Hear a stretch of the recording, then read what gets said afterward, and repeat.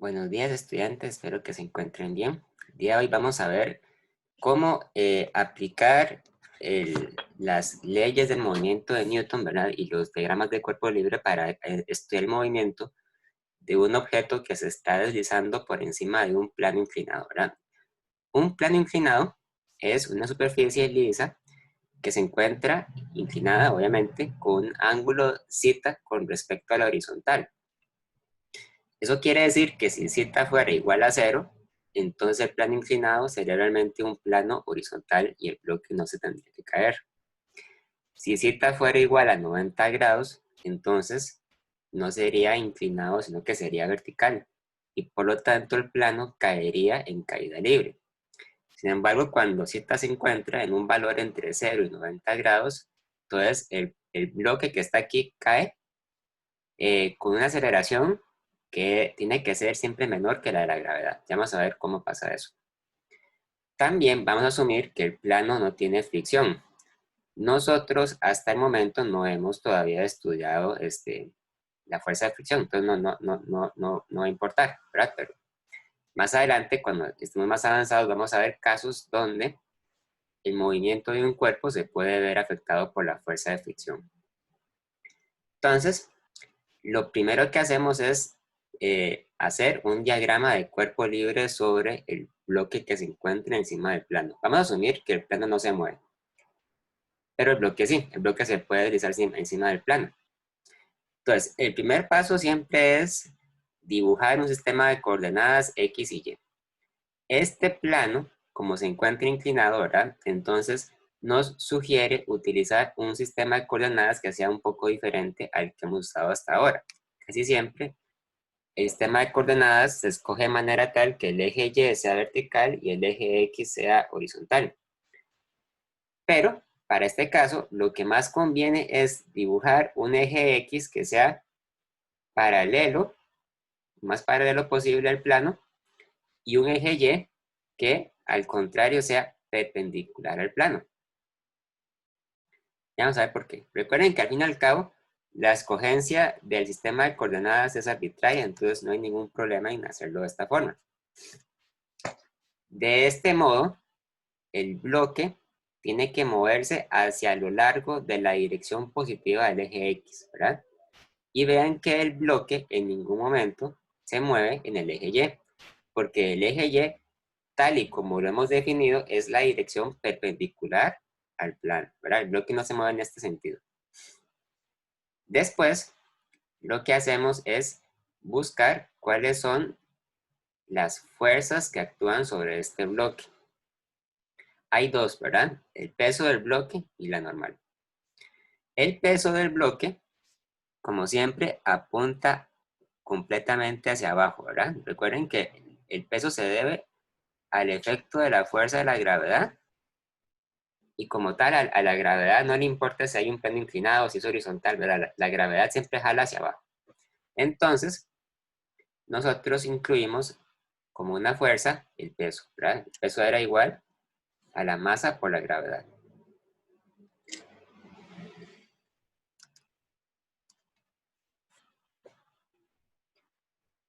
La otra fuerza que está actuando sobre el bloque es la fuerza normal. Recuerden que se llamaba así porque la fuerza normal siempre era perpendicular a la superficie. En este caso, como el bloque se encuentra encima de un plano inclinado, la normal no es vertical, sino que apunta hacia lo largo de esta dirección. O sea, vean que no es vertical, sin embargo, apunta a lo largo del eje Y, porque el eje Y lo definimos de manera tal que sea perpendicular al plano, ¿verdad? No vertical, sino perpendicular al plano. Y ya con eso entonces tenemos todas nuestras fuerzas, ¿verdad? El peso verticalmente hacia abajo y la normal que apunta a lo largo del eje Y. Entonces, vean que según los ejes que nosotros hemos escogido, la normal aparece como completamente paralela al eje Y. Eso quiere decir que la componente en Y de la normal es simplemente la normal, mientras que la componente en X de la normal es cero. Pero por otro lado, el peso nos queda como una fuerza que está entre los dos ejes. Eso quiere decir que el peso tiene que tener una componente en X y tiene que tener una componente en Y. Entonces, como tenemos que hacer después una sumatoria de fuerzas, es importante que nosotros saquemos las componentes del peso, ¿verdad? Y para hacerlo tenemos que hacer uso de la disposición geométrica de este problema. Entonces, vean que el plano inclinado se encuentra a un ángulo Z por encima de la horizontal. Tenemos que usar este ángulo Z para poder calcular las componentes en X y en Y de la normal. Entonces, hay varias formas de hacer esto, ¿verdad? Una forma de hacerlo es notando que esto que está aquí, ¿verdad? Forma una especie de triángulo rectángulo. Uno podría incluso decir, ¿verdad? Que esto que está aquí entonces es un triángulo rectángulo, ¿verdad? Donde se forma un ángulo de 90 grados acá. Y este ángulo que está acá tiene que ser complementario, ¿cierto? O sea, tiene que ser igual a 90 grados menos 7, ¿verdad? De manera tal que la suma de los tres nos dé los 180 grados que corresponden. Ahora bien, digamos que yo después llego y dibujo otra línea hacia esta dirección. O sea, es una línea que va a ser paralela al eje X y perpendicular al eje Y. Entonces, esto que está aquí, forma otro triángulo rectángulo. Entonces, aquí el paso que hay que ver es el siguiente. Observen que este ángulo que está acá, este ángulo, vamos a ver, hacerlo un poquito más grande. Este ángulo, cuando usted le suma este otro ángulo, la suma de estos dos tiene que dar 90 grados. Por lo tanto, quiere decir que este ángulo que se encuentra aquí es θ, ¿verdad? O sea, este ángulo que está acá es el mismo que este ángulo que está aquí abajo. Ambos ángulos son el mismo, son θ, ¿verdad? θ. Por lo tanto, yo quiero utilizar esto para ayudarme a calcular las componentes del peso. Entonces, noten que si yo quisiera calcular, por ejemplo, la componente del peso en el eje Y, entonces vean que esa componente sería esta flecha de acá, ¿verdad? Porque esta es como la sombra que proyecta el peso sobre el eje Y. Mientras que esta otra flecha corresponde a la componente del peso, pero en el eje X, ¿verdad? Porque es como la sombra que proyecta el vector del peso sobre el eje X. ¿Ok? De manera tal que entonces esto lo voy a llamar WY, como para indicar que es la componente en Y del peso. Y esto que está acá lo voy a llamar WX, ¿verdad? Para indicar que es la componente en X del peso. Ahora bien, ¿cómo calculamos WY y WX en términos del peso y en términos de Z?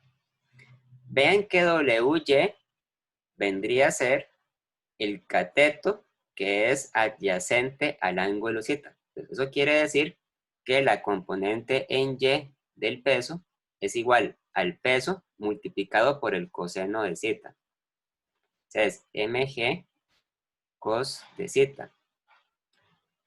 Mientras que la componente en X del peso es la componente opuesta a Z. Por lo tanto, se saca con el seno.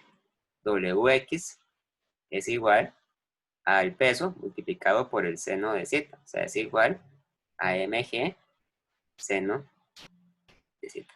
Ven que aquí sucede algo que es, digamos, contrario a lo que ustedes están acostumbrados. Ustedes están acostumbrados a que la componente en X sale con el coseno y la componente en Y con el seno, ¿verdad? Pero aquí es al revés. Aquí vean que la geometría nos dice claramente que la componente en Y sale con el coseno y la componente en X sale con el seno. Entonces, una vez que tenemos estas componentes, procedemos a hacer la sumatoria de fuerza sobre el bloque a lo largo del eje Y y el eje del X tal y como los hemos definido. Entonces, hacemos la segunda ley en el eje Y, ¿verdad? En el eje Y. Entonces, en el eje Y ponemos sumatoria de fuerzas en Y es igual a la masa del bloque multiplicada por la aceleración del bloque en el eje Y. En el eje Y, entonces tenemos la normal apuntando hacia arriba y la componente en Y del peso apuntando hacia abajo. Por lo tanto, es negativa. Entonces, quiere decir que la normal menos WY, y WY es mg coseno de z, es igual a la masa o la aceleración en Y. Como ya les he dicho antes, el bloque M no se mueve en el eje Y, ¿verdad? Se mueve hacia abajo en el plano, pero el plano es el eje X. En cambio, en el eje Y no se mueve. Entonces, eso nos garantiza que la aceleración en Y tiene que ser 0, ¿verdad? Por lo tanto, en un plano inclinado, la normal es igual a mg coseno de z, ¿verdad? No es igual al peso, es igual a mg coseno de z. Por otro lado, hacemos la segunda ley en el eje X, ¿verdad?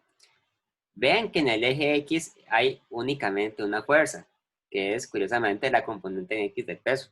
Entonces, al hacer sumatoria de fuerzas en X, tenemos la masa por la aceleración en X, ¿verdad? Vean que la aceleración en X no es 0, no tiene por qué ser 0, ¿verdad? Puede ser diferente de 0. Sí, eso indica que el bloque hecho está bajando. Y como en el eje X la única fuerza que está actuando es la componente en X del peso, entonces esta ecuación efectivamente se convierte en lo siguiente. Sería Wx igual a la masa por la aceleración en X. Es decir, mg seno de z igual a m a x, ¿verdad? Ahora, vean bien esta ecuación. Ustedes pueden aquí cancelar las masas. Y eso quiere decir entonces que la aceleración en X es igual a la gravedad multiplicada por el seno de z. Aquí vale la pena hacer unas cuantas observaciones, ¿verdad? Por ejemplo, recuerden que cuando el ángulo z era igual a 0, eso significaba que el plano era horizontal y por lo tanto no acelera. Cuando z es igual a 0, el seno de z, 0. ¿Verdad? El seno de 0 es 0. Entonces quiere decir que la aceleración en x sería 0. Entonces no se mueve. Eso está bien, ¿verdad? En cambio, cuando z era de 90 grados, eso quería decir que el plano inclinado realmente era una pared vertical. Y por lo tanto, cuando el bloque cae, cae en caída libre. Cuando z es igual a 90 grados, el seno de 90 grados es 1. Entonces quiere decir que la aceleración en x sería igual a la gravedad. O sea, quiere decir que el bloque cae verticalmente hacia abajo con la acción de la gravedad. Como ustedes saben, ¿verdad? El seno de z es una función matemática que siempre se encuentra entre 1 y menos 1. Entonces, eso quiere decir que la aceleración en el eje X nunca va a ser mayor que la de la gravedad. Entonces, estamos muy bien con eso, ¿verdad? Perfectamente. Y otra cosa es que la respuesta no depende de la masa, que es algo muy importante. La aceleración de un cuerpo no depende de la masa cuando se encuentra cayendo. Entonces, por decir algo, ¿verdad? Si Z fuera, digamos, si Z fuera igual a 30 grados, ustedes calculan la aceleración en X como G por el seno de 30, ¿verdad? 9,8 por el seno de 30. Y eso da